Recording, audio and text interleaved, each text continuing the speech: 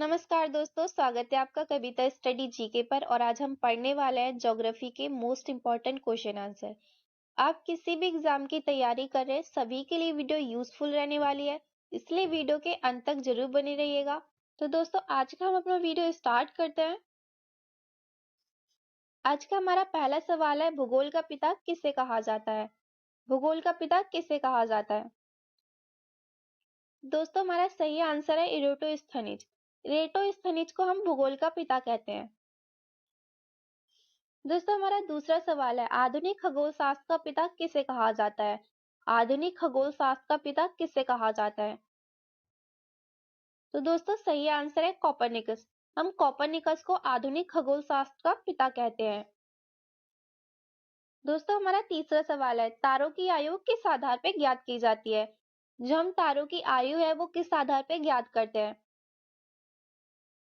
तो दोस्तों, सही आंसर है तारों द्वारा मुक्त ऊष्मा के आधार पर। तारों की मुक्त ऊष्मा के आधार पर हम तारों की आयु ज्ञात करते हैं। दोस्तों, हमारा चौथा सवाल है, पृथ्वी गोलाकार है ये सर्वप्रथम किसने कहा था? ऐसे कौन से वैज्ञानिक थे जिन्होंने सर्वप्रथम ये कहा था कि पृथ्वी गोलाकार होती है? तो दोस्तों, हमारा सही आंसर है पाइथागोरस। पाइथागोरस ने ये कहा था कि पृथ्वी गोलाकार होती है। दोस्तों, हमारा पांचवा सवाल है, सूर्य की ऊर्जा किस क्रिया द्वारा उत्पन्न होती है? सूर्य ऐसी कौन सी क्रिया करता है जिसके द्वारा सूर्य की ऊर्जा उत्पन्न होती है? तो दोस्तों, हमारा सही आंसर है नाभिकीय संलयन द्वारा। जब सूर्य नाभिकीय संलयन करता है तब उसकी ऊर्जा उत्पन्न होती है। दोस्तों, हमारा छठा सवाल है, सूर्य का सबसे निकट तारे प्रॉक्सिमा सेंचुरी की दूरी कितनी होती है? तो दोस्तों, हमारा सही आंसर है 4.24 प्रकाश वर्ष। सूर्य से सबसे निकट तारे प्रॉक्सिमा सेंचुरी की दूरी 4.24 प्रकाश वर्ष होती है। दोस्तों, क्वेश्चन ये भी आ सकता है, सूर्य का सबसे निकट तारा कौन सा है? तो प्रॉक्सिमा सेंचुरी है। दोस्तों, हमारा सातवां सवाल है, दिन और रात किस कारण होते हैं? दोस्तों, हमारा सही आंसर है पृथ्वी के अपने अक्ष पर घूर्णन के कारण। जब पृथ्वी अपने अक्ष पर घूर्णन करती है तब दिन और रात होते हैं। दोस्तों, हमारा आठवां सवाल है, पृथ्वी किन ग्रहों के मध्य स्थित है? ऐसे कौन से दो ग्रह हैं जिनके बीच में पृथ्वी स्थित है? तो दोस्तों, हमारा सही आंसर है शुक्र व मंगल। शुक्र और मंगल के बीच में पृथ्वी स्थित है। दोस्तों, हमारा नौवां सवाल है, वे दो ग्रह जिनके कोई उपग्रह नहीं है। दोस्तों, हमारा सही आंसर है बुध और शुक्र। ये दोनों ग्रह ऐसे ग्रह हैं जिनके पास कोई भी उपग्रह नहीं है। दोस्तों, हमारा 10वां सवाल है, हेल बॉब तथा हेली क्या है? हेल बॉब तथा हेली क्या है? तो दोस्तों, हमारा सही आंसर है पुच्छल तारा। हेल बॉब तथा हेली एक पुच्छल तारा है। दोस्तों, हमारा 11वां सवाल है, जब एक महीने में दो पूर्णिमा होती है तो दूसरी पूर्णिमा वाले चांद को क्या कहते हैं? दोस्तों, हमारा सही आंसर है ब्लू मून। जब एक महीने में दो पूर्णिमा होती है तो दूसरी पूर्णिमा वाले चांद को हम ब्लू मून कहते हैं। क्या कहते हैं? Blue moon. दोस्तों, हमारा 12वां सवाल है, टाइटन किस ग्रह का सबसे बड़ा उपग्रह है? दोस्तों, हमारा सही आंसर है शनि का। टाइटन किस ग्रह का सबसे बड़ा उपग्रह है? तो शनि ग्रह का। क्वेश्चन ये भी आ सकता है दोस्तों कि शनि ग्रह का सबसे बड़ा उपग्रह कौन है? तो टाइटन है। दोस्तों, हमारा 13वां सवाल है, अरुण को सूर्य की एक परिक्रमा करने में कितना समय लगता है? तो दोस्तों, सही आंसर है 84 वर्ष। अरुण को सूर्य की एक परिक्रमा करने में 84 वर्ष लग जाते हैं। दोस्तों, हमारा 14वां सवाल है, सूर्य का जुड़वा तारा किसे कहते हैं? हम सूर्य का जुड़वा तारा किसे कहते हैं? तो दोस्तों, सही आंसर है मैनिसस। मैनिसस को हम सूर्य का जुड़वा तारा कहते हैं। काफी इंपॉर्टेंट क्वेश्चन है, बार बार एग्जाम में पूछे जाते हैं दोस्तों। दोस्तों, मेरी ये कोशिश यही रहती है कि मैं आप लोगों के लिए ऐसे क्वेश्चन लेके आऊं जो आपके एग्जाम के लिए यूजफुल हो। दोस्तों, मैंने यहाँ पे पीसीएस यूपीएससी तक के क्वेश्चन लेके आई हूँ। और ये सारे वो क्वेश्चन है जो एग्जाम में आए हुए क्वेश्चन है। एक भी क्वेश्चन ऐसा नहीं है जो एग्जाम में नहीं पूछा गया। सारे क्वेश्चन एग्जाम में पूछे हुए क्वेश्चन है।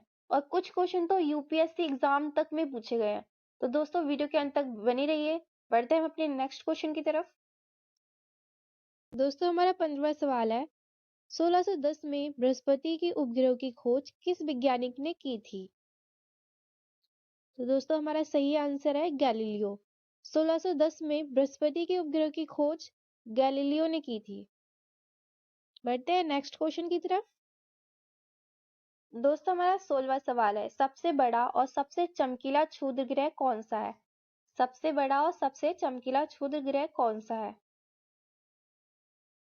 तो दोस्तों हमारा सही आंसर है सेरेस। सेरेस सबसे बड़ा और सबसे चमकीला क्षुद्र ग्रह कौन सा है? सेरेस।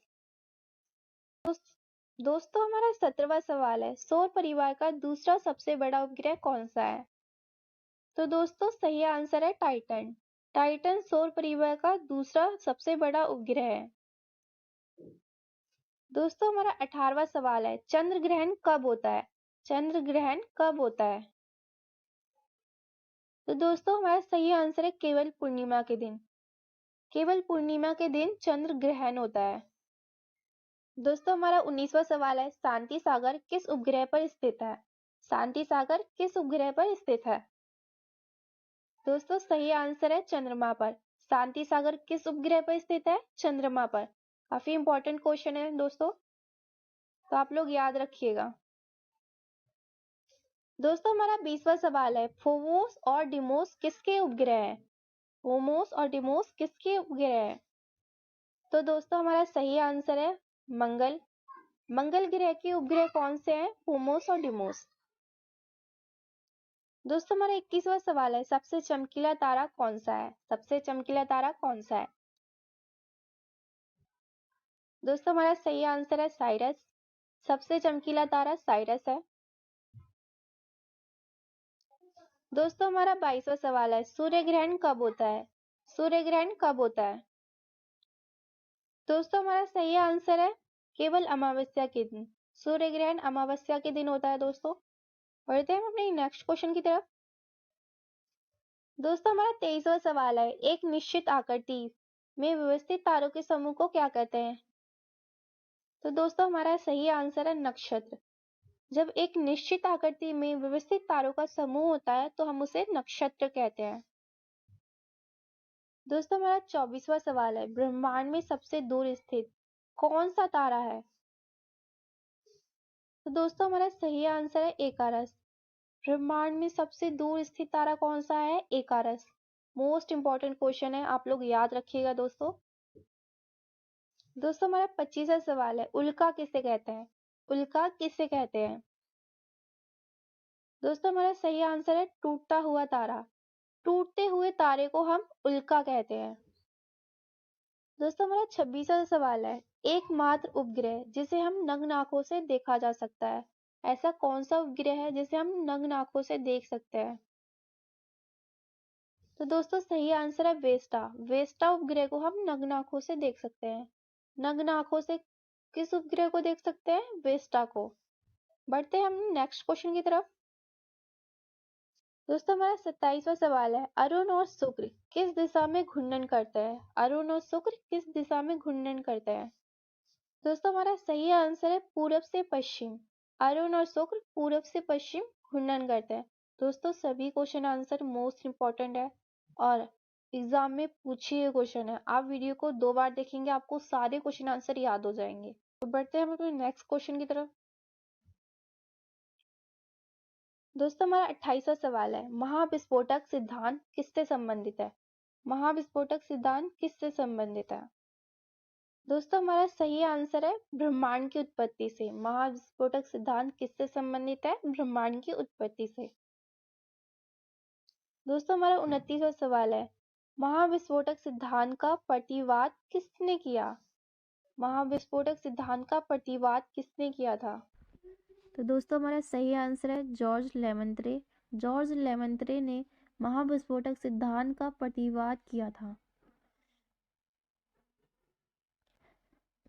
दोस्तों हमारा 30वां सवाल है, वह गैलेक्सी जिसमें हमारा तारामंडल स्थित है, वह कौन सी गैलेक्सी है जिसमें हमारा तारामंडल स्थित है?